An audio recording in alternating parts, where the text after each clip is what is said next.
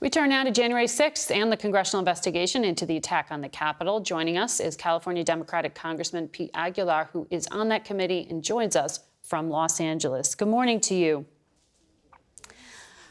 Good morning, Margaret. We had a poll, as you may have heard out, that shows 1/3 of Republicans and half of self-described MAGA Republicans think that the party should plan to challenge states and districts that Democrats win. This is in November. 17% of Democrats feel they should challenge if the GOP wins. What does that say to you about trust in elections and the risk of political violence like we saw on January 6th?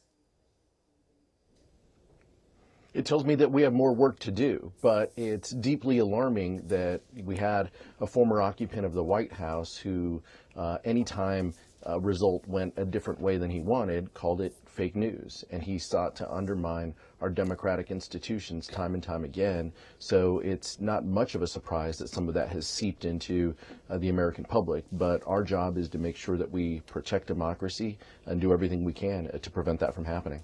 So you have this first public hearing since July. It'll be this Wednesday.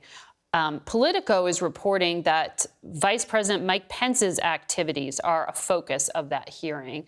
Last night at a festival in Texas, Congresswoman Cheney said that the committee is still in discussions with Mike Pence's counsel, but she's optimistic he has an obligation to appear. Where do you fall on that? Do you need to subpoena him, or is that written testimony that you'd accept? Well, I think it's important that we hear from the vice president, but the committee's work continues. We haven't made a determination on where we go with the vice president specifically. Those continue to be evolving discussions, and if there is something to announce, I'm sure the chairman will announce that. But I think what's more important is this hearing that we have coming up on Wednesday will be a continuation of what we heard in June and July, which was that the president played a direct role in trying to undermine our democratic institutions and prevent a peaceful transfer of power. So the focus is not specifically on the vice president? I'm not going to get into the content of the hearing that we'll have on Wednesday, okay. But I think it's fair to say that that the vice president's role, the pressure that the vice president faced, that was the hearing that I led in June. That was a key focal point of the committee's work. There are new details that we have learned broadly about the investigation, and we plan to share some of those this week. To that point, Congresswoman Cheney said there are 800,000 pieces of communication the committee has received from the Secret Service. What is in those documents? How material is it? Well, we appreciate that we have finally started to get the documents that we asked for a year ago from the United States Secret Service. These are still not the text messages that were discussed before, but these seem to be communications internally amongst staff members. So there's a lot of information that our investigative team has been going through. We won't detail all of it on Wednesday, but it's important that they are providing the information and that it continues to help in our investigative work understand what exactly was happening on January 5th and January 6th as this rally was happening and as the president was directing the mob to go to the Capitol. So the lead Secret Service officer on the then president's detail, Tony Ornato, has been in question. He retired over the summer. Can you speak to him now? Well, that's a conversation for him and his attorney. We remain deeply wanting to hear from him.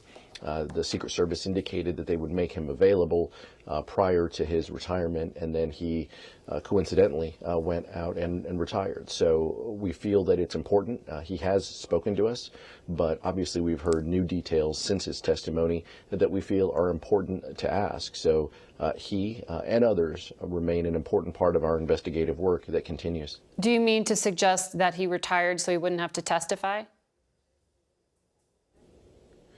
I'm just saying that the timeline is the timeline.